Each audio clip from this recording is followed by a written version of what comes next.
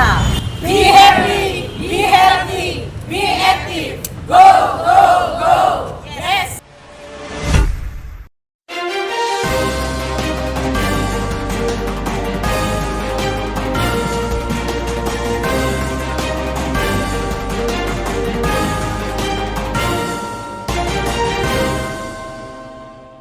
One Kawan TV1. Pemirsa yang budiman, dalam rangka memperingati ulang tahun Museum Tekstil ke-49, Perkumpulan Angklung Mawar Merah Putih Indonesia ikut memeriahkan acara tersebut. Perlu diketahui, bahwa Museum Tekstil diresmikan pada tanggal 28 Juni tahun 1976 oleh Ibu Tien Soeharto. Letak museum ini menempati gedung tua, di Jalan KS, Tubun, Kota Bambu Selatan, Jakarta Barat. Kembali ke Perkumpulan Angklung Mawar Merah Putih Indonesia, Dr. Sri Herawati SH, sebagai perkumpulan ibu-ibu lansia, yang sangat menyukai musik angklung, berharap musik tradisional angklung ini dapat diterima oleh Gen Z, serta dapat menjaga warisan budaya ini untuk selamanya.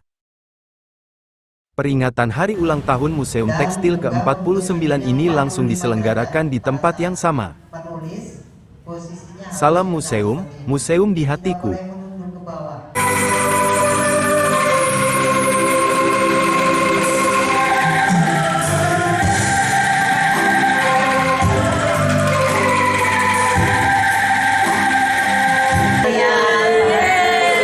Saya cintai. Bapak Dede tuh nggak ikut ya?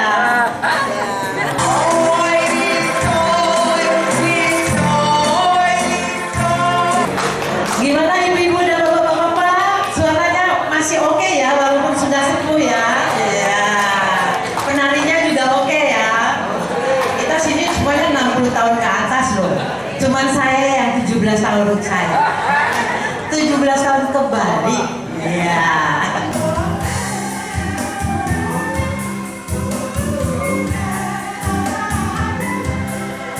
Bunda Hera ya? Ya. Bun mau nanya, ini kalau nggak salah namanya Angklung A Mawar Merah Putih Indonesia. Putih Indonesia ya.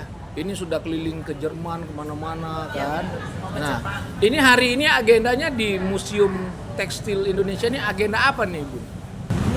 Ini kita perform di sini karena ada ulang tahunnya gedung Museum Tekstil Indonesia ke-49 tahun. Jadi ulang tahunnya. Gedung tekstil. Ya, tekstil. Jadi lansia-lansia ini semangat. Kita mau perform di sini untuk memeriahkan museum ulang tahun Museum Tekstil Indonesia. Keberapa Bu? 49. Nah, Bunda sering tampil di sini. Ya, kita baru pertama kali mau diminta untuk partisipasi merayakan ulang tahun. Ini kalau latihannya di mana Bun? Mawar Merah ini. Kita punya sanggar sendiri di Kebayoran Baru di Jalan Sambas. Berapa jumlah peserta yang hadir hari ini Bun? 27 orang angklungnya. Pemain angklung 27 orang. Lagunya apa aja? Yang mau dinyanyikan apa aja Bun? Sirik ini lagu nasional Betawi kita. Terus nanti lagu kemerdekaan Indonesia. Terus lagu Betawi, lagu Batak. Pokoknya seluruh Nusantara yang kita nyanyikan. Semuanya ibu-ibu lansia mayoritas. Tapi kalau ibu lansia nggak kenapa masih kayak remaja ya Bu? Dandanannya, karena kita happy, kita senang, terus menyenangi, menghayati hidup kita ini supaya panjang tuh apa ya? Udah kita berbuat happy semua, kita nyanyi, kita menari, terus kita keliling untuk memenuhi undangan dari luar negeri, dari seluruh Indonesia. Kita hadir selalu hadir. Mawar Merah Putih Indonesia selalu hadir bermain angklung, musik dan menari. Walaupun sudah sepuh-sepuh nih ya, tapi tetap nih kayak remaja tingkahnya. Benar, itu agenda latihan itu berapa kali dalam sebulan atau? Setiap Sabtu satu kali. Kalau keliling Indonesia itu dalam rangka apa Bunda?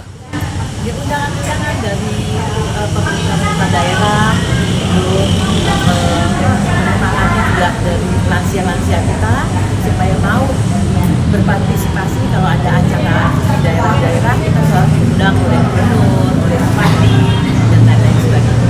Sering? Ya sering, tergantung kesehatan kita. Oh. Dari kedutaan besar juga selalu mengundang kita. Jadi dari kedutaan besar kemarin dari Frankfurt, Prancis, Swiss, Itali itu mengundang kita untuk main nanti. Berapa hari di sana? Kita di sana hampir 16 hari. 16 hari. 16 hari. Terus nanti ini akan ke Jepang kita juga akan main. Bagus Bunda. Semoga ada dokumentasinya dibagi saya. Bunda, ini yang ulang tahun Museum Tekstil ke-49 ini kan artinya ini melalui angklung akan menyebarkan satu semangat lansia untuk tetap semangat ya Bun ya. Bagus nggak itu? Benar? Bagus. Nah Bunda sendiri berpendapat bagaimana untuk Gen Z? Ya, karena gengsinya tuh kita kan sebenarnya udah sepuh kan ya, tapi masih kelihatan muda semua, jadi gengsi kita wah kelihatannya muda nih ya semuanya. Coba lihat tuh kan, cantik-cantik kan. Nari lagi. Udah gitu bisa menari lagi, coba. Usia udah 80 tahun, tapi masih bisa lincah menari. Nanti lihat. Kita bisa buktikan. Iya. Nah itulah yang membanggakan saya tentang ibu angklung mawar merah putih ini. Mereka walaupun sudah sepuh tapi kelihatan muda kan? Iya, betul Bunda, betul. Sudah berapa tahun berdiri ini? 2 tahun lebih. Ini? Sudah 2 tahun lebih. Ya. Ini yayasan atau paguyuban? Nah, payudara kita sendiri aja. Kawan-kawan SMA bukan? Ya ada dari macam-macam, ada yang lulusan apoteker, ada yang insinyur, ada yang notaris, ada yang lawyer, semuanya ada yang SMA juga, ada juga yang kegiatannya pengusaha dan lain sebagainya. Yang penting satu hobi ya. Iya, angklung. suatu hobi, paguyuban kita kumpulin dari yang penting itu lansia. Kenapa Bunda lebih tertarik dengan angklung untuk lansia? Kalau angklung kan mudah dipelajari, terus mudah dikembangkan, terus banyak yang sepuh-sepuh dulu kan masih mudanya juga bermain angklung. Sekarang kita tambah dilanjutkan supaya menyalurkan hobi-hobi para lansia, jadi semangat. Harapan Bunda kepada bangsa dan anak-anak bangsa tentang angklung bagaimana? Untuk harapan saya kepada yang muda-muda harus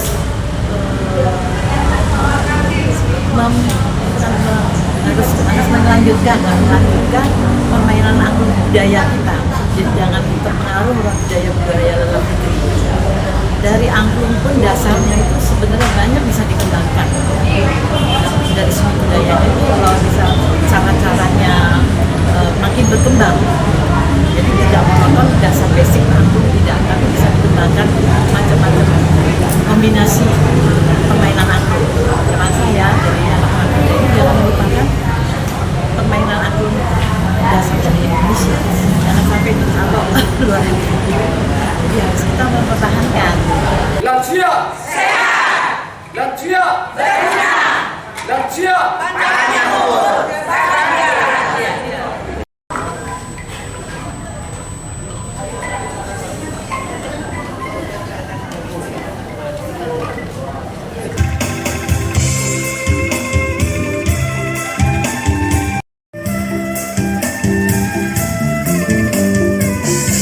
Kang Mugi, tadi saya ngelihat Kang Mugi sebagai konduktor angklung emak-emak Mawar Merah Putih Indonesia ini.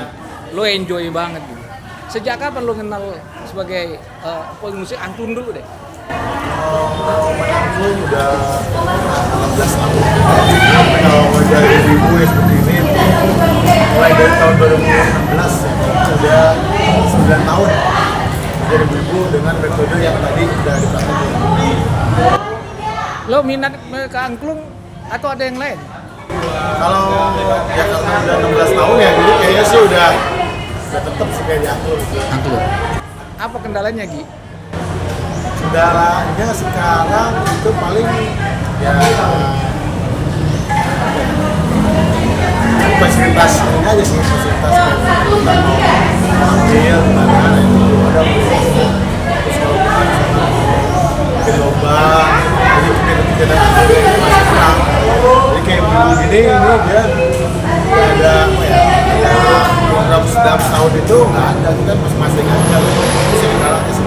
Karena sekarang udah banyak yang main, tapi wadah buat apresiasinya ini sekarang lagi kurang. Di mana aja Mugi sebagai konduktor? Di Jakarta banyak. Di Jakarta. Dengan Ibu Mawar Merah sudah lama? Kalau yang mau merah ini udah tahun kedua. Sudah sempat keluar negeri? Udah sebulan. Dengan ibu-ibu ini juga? Ya, mereka tahun lalu itu habis dari Eropa. Tahun ini kalau nggak salah programnya mau ke Jepang. Insya Allah. Kendala yang menghadapi mak lansia ini apa gitu? Kendalanya nggak ada sih. Nggak ada, kendala paling latihannya aja sih. Kadang kan namanya juga ibu sekarang mah banyak kegiatannya. Jadi kita buat ngumpul gitu, kadang suka agak sulit. Jadi kayak paling kita latihannya kan weekend ya. Mungkin mereka ada buat kemana. Berarti walaupun udah senior gitu, ada juga ini buat jadwalnya. Paling kendalanya kita buat, karena album ini kan butuh kerjasama. Nadanya itu harus lengkap baru bisa main kan. Tapi paling kendalanya suka ada yang nggak datang aja. Karena kan Suka dukanya dengan mak ini apa gitu? sukanya banyak lah, sukanya banyak, mereka semuanya happy, semuanya ada anak yang kalau dukanya enggak sih, banyak kalau ada yang sakit air. Menurut Mugi, angklung ini musik apa gitu? Untuk apa? Untuk kesehatan apa? Ya, justru kalau perkembangan angklung itu kan awalnya daripada instrumen itu sebenarnya buat alat musik pendidikan, buat di sekolah kan. Sebenarnya perkembangan sekarang ini buat usia senior itu udah bukan buat pendidikan dong, karena kan mereka udah senior kan. Jadi mereka lebih kepada untuk kesehatan. Karena angklung ini bisa mencegah namanya Alzheimer itu. Bukan mengobati ya, kalau mengobati itu kan belum ada obatnya sampai sekarang. Jadi mereka bisa mencegah. Jadi kata penelitiannya itu kalau misalkan kita masuk ke usia senior itu pasti kekuatan kita menurun. Nah, tapi kalau kita aktif, kita pakai kegiatan yang stimulannya itu bagus buat otak, itu bisa Fokus. perhatian, terus juga mengingat kode-kode, itu kan nggak gampang. Nggak pikun. Ini kan dia harus dibagi, jadi kadang main kadang enggak. Nah untuk bisa dia memutuskan buat main sama enggaknya itu proses itu yang bisa mencegah yang namanya demensia atau pikun lah kalau kata orang awam. Dan itu udah terbukti. Saya udah dari 2016 murid-murid saya sampai sekarang, dari mulai awal saya 2016 sampai sekarang masih begitu-begitu aja. Alhamdulillah masih sehat, masih bisa main, masih ingat kode-kodenya. Jadi itu udah terbukti. Murid-muridnya Mugi, ibu-ibu atau masih ada anak remaja? Kalau saya justru kebanyakan memang kayak mereka begini senior. Lansia. Lansia. Seneng sama dia? Jadi memang karena itu tadi program itu untuk mencegah pikun Ya. Karena kan kalau di sekolah-sekolah udah banyak teman-teman yang ngajar di sekolah itu udah banyak, mereka berjalan juga. Kalau yang saudara ini kan mungkin baru-baru ini aja. Saran himbauan Mugi untuk anak-anak Gen Z? Kalau bisa Gen Z jangan lupain budaya lah. Karena sebenarnya dengan budaya ini kan ciri khas Indonesia. Tidak yang kita ini sebenarnya ini bisa kita bawa. Jadi kita tuh bisa dikenal sama dunia harus punya kita sendiri. Jadi kalau misalkan kayak sekarang kan sekarang demam K-pop itu kan Korea punya orang. Nah jangan kalau bisa Gen Z kita itu harus kenal budaya sendiri, dunia sendiri dikenalin ke dunia. Itu yang benar menurut saya ya. Karena kalau kita cuma menikmati produk budaya orang lain, kita kalah. Bisa, jangan sampai ngapain kalau bisa justru dikenalin. Nah, ini salah satunya mungkin ini bisa juga bisa dilihat ya, kayak ini gadget itu kalau bisa belajar, terus nanti kita bisa jadi duta-duta angklung buat dunia. Karena kan lansia di seluruh dunia kan banyak kan. Iya. Jadi kita bisa jadi angklung ini jadi pengobatan buat lansia seluruh dunia. Yang ngajarin gadget dari Indonesia. Wah kan keren. Itu sih sebenarnya harapannya gitu. Makasih. Mudah-mudahan bisa wujud ya. Oke, wujud ya. Amin. Makasih.